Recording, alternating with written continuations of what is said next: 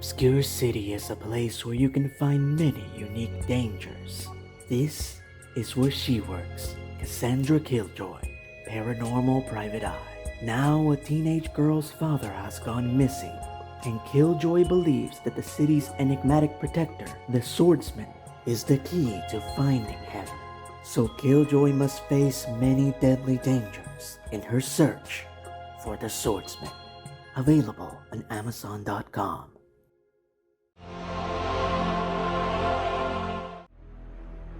Evil is ever present, forever existing through time and space. But what if there was a way for the warriors that battle the evil to become eternal?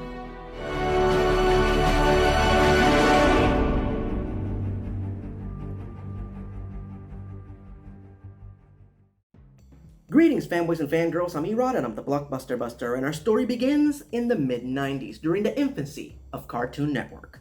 The Young Animation channel was moving towards producing their own original content. To achieve this, they recruited young unknown talent, such as David Face, Van Pardival, Greg McCracken, and Gendy Tartakovsky, who would go on to create Dexter's Laboratory. Now, believe it or not, Gendy wanted to produce Unicorn Warriors Eternal from the beginning, but Dexter's Laboratory was the show that Cartoon Network picked up. The question is, why wasn't Unicorn Warriors Eternal the second show that he produced? Well, during the production of Dexter's Laboratory, Gendy and his production team realized that they were nowhere ready to produce that show. And so they put Unicorn Warriors Eternal on the back burner for 20 years as they gained the skills and the experience necessary to produce the show properly. During that time, the show changed significantly.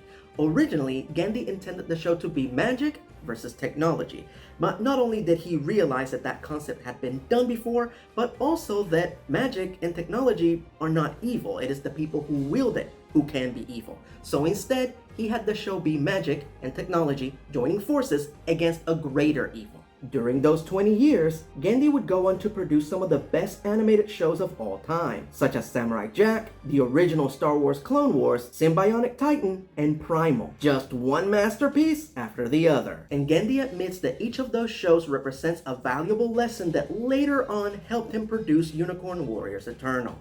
Another problem was that no network or streamer would dare pick up the show. Nickelodeon, Disney, Netflix, and even his long-term collaborator, Cartoon Network, passed on the series, as it was going to be expensive to produce, and its mature content would ensure that it would not play for a wide audience. This all changed when Warner Brothers, who owns Cartoon Network, acquired their own streaming service, HBO Max, currently simply known as Max, and wanted to start creating their own original content. In fact, they had already developed a successful working relationship with Gendy during the production of Primal, whose episodes would premiere at midnight on Cartoon Network's Adult Swim and then be available the very next day on Max. And so it was pitched that Unicorn Warriors Eternal could potentially be released in the same manner, and thus the battle began. The plot. Now, I can't go any further without issuing a spoiler warning, as I find that this is one of those shows that is better enjoyed if you go in 100% fresh and slowly discover what the show is about. And it pains me to spoil it in any way, even though I don't plan to give away any major plot points. Anyway, if you haven't seen Unicorn Warriors Eternal, you might want to stop the video here. You've been warned. There's an all-powerful entity of pure evil traveling through the ages, looking to feed on the power of the cosmos to remake the world and eventually destroy it. Very few are aware of this entity, one of which is the legendary wizard Merlin, who puts together a team to battle the evil. Copernicus, the mechanical marvel from the future. Seng, the celestial cosmic monk. Idrid, prince of the northern elves, champion of the unbroken line. And Melinda, dark sorceress and wielder of the Black Flame.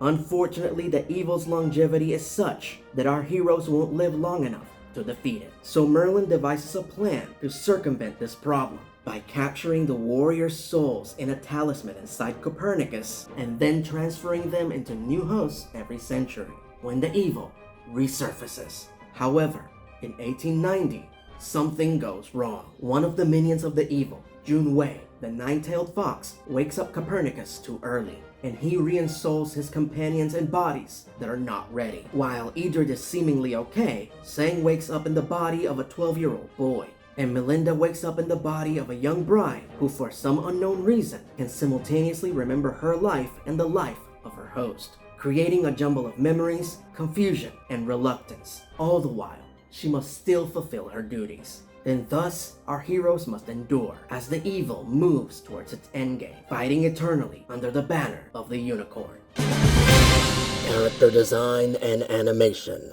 The animation was handled by Studio La Cachette, who is responsible for the animation in Star Wars Visions, Love, Death and Robots, as well as Genndy Tartakovsky's Primal. And it goes without saying, but their work is top-notch. As per usual, the characters were designed by Genndy himself, with a lot of heavy influence from the legendary Max Fleischer, the animator responsible for the original animated shorts featuring Superman, Popeye, and Betty Boop. It was also very important to him that they embrace the over-the-top cartoonish aspect of the medium, in spite of the fact that the show is primarily a drama. He cites the funeral scene from Snow White as a major influence, as it is a scene that features 7 goofy cartoonish characters, but still retains a serious dramatic tone. Please, just leave!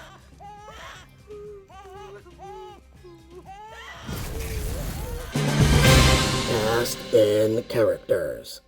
While this show deals with huge cataclysmic events, it only focuses on a handful of characters. So let's begin with the closest thing this show has to a villain. June Wei, played by Grey Delisle. Little is known about this character. Hell, one of her nicknames is the Mysterious Lady, so please bear with me. June Wei is a kitsune, a nine-tailed fox of East Asian mythology, and the primary minion of the evil, responsible for waking the warriors too early, setting the events of the show in motion, and constantly putting challenges, foes, and obstacles in our hero's way. Now, there is a theory that June Wei doesn't work for the evil and in actuality is trying to sabotage it, as everything that she does always ends up teaching the warriors a valuable lesson, unlocking hidden potential, or bringing them closer together. Which would be an awesome twist, but for now, it's just a theory.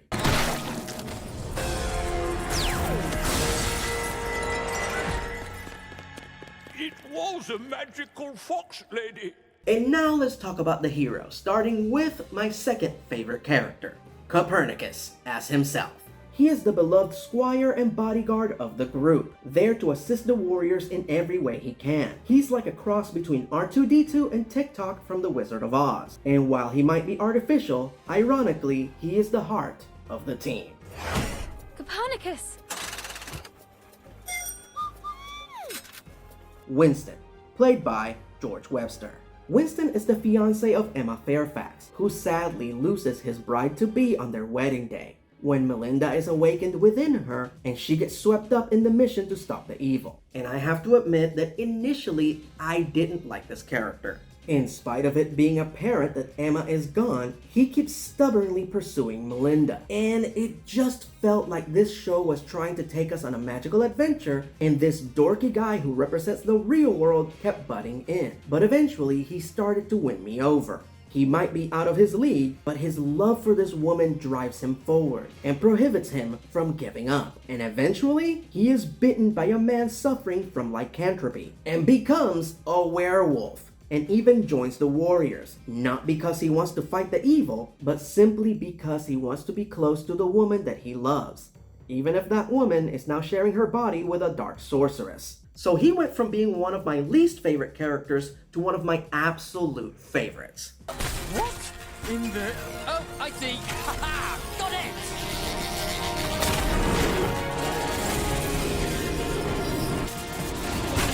Sen, played by Alain Hui, Damari Hunt, and Victor Ali. As I said before, Seng is a celestial monk, meaning that he can see the whole of time and space all the time, which is fine for an adult who has spent his entire life training to wield such power, but for a child, it's a bit overwhelming. For reasons that are yet to be explained, Copernicus awakens Seng in the body of a 12-year-old orphaned schoolboy named Alfie. And while he might be as brave and courageous as his previous incarnations, he's also hilariously confused. I found her! This way! Don't lose her! Why can't I move? Edred, played by Tom Milligan. As I said before, Edred is the only one of the warriors who is reawakened without any major complications. But because of this, he becomes the de facto leader of the group, as he and Copernicus are the only ones who truly remember how things are supposed to be. But he's the only one who can actually communicate it.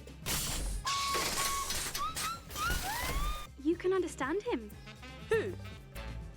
And to complicate things even further, Edred had a romantic relationship with Melinda. Hell, his infatuation with her was one of the main reasons why he agreed to be part of the Warriors of the Unicorn in the first place. A love that would go on to last for centuries. But because her mind is currently jumbled up with Emma's, she doesn't actually remember their romance, which is complicated even further when Winston comes into the picture, which creates an insanely fascinating love triangle. Or should I say, love square? No, you're Melinda.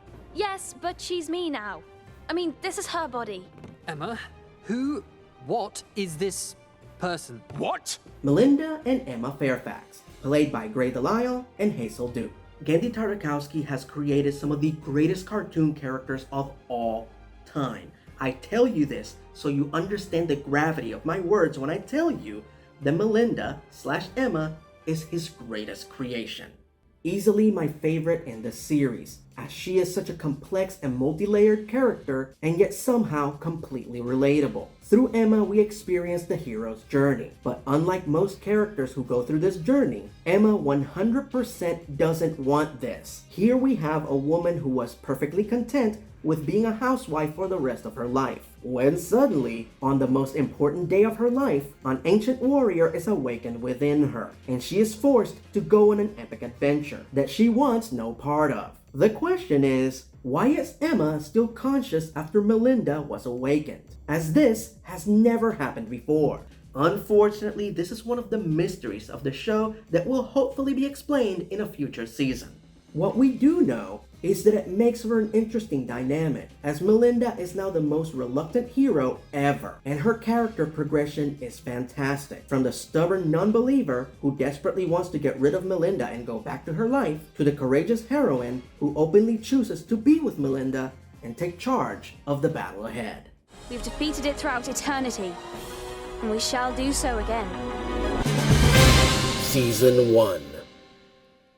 So far, Unicorn Warriors Eternal only has 10 episodes, but so much happens in just those 10 episodes. The first half of the season is dedicated to establishing the premise and the lore of the series, very slowly peeling back the layers of the onion as we consume all the details of this wonderfully elaborate show. While the end half of the season is about our heroes reluctantly accepting their calling, but each do so for the wrong reasons, and then slowly but surely they put their own personal agendas aside and accept their mission for the greater good. Essentially, the main theme of the season is destiny. Do you fight it or accept it? Now, I could elaborate, but this show is so brilliant and so intricate that I don't want to spoil it further. All I can say is that things escalate and the world desperately needs for the Warriors of the Unicorn to get on the same page. That day in the church created a chain of events that have altered the world. Now, and only now, is our chance to finally end this. Final verdict.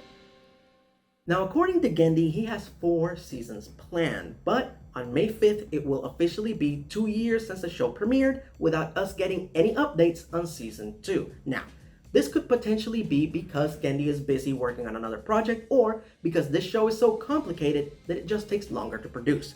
Whatever the case might be, I really hope we get an update soon, because this show is astonishing. In just 10 episodes, Genndy and his crew have crafted an epic masterpiece, worthy of fan art, cosplay, merch, and a big obsessive fandom. More so than most of the shows that get that kind of attention. Unicorn Warriors Eternal is action and romance and sci-fi and high fantasy and horror and brilliant drama all rolled into one. In fact, each member of the team seems to come from a completely different genre, cobbled together into an adventuring party and forced to go on an epic mission. making for one of the most unique and imaginative experiences you will ever endure. I cannot recommend it enough. Hell, I'll take it even further by saying that it is my second favorite Gandhi Tartakovsky show, only second to Samurai Jack. 10 points on that badassitude meter. Grab yourself some tea and crumpets, be careful not to interrupt the unbroken line, and give it a watch. Until next time, I'm Erod, and I'm the Blockbuster Buster.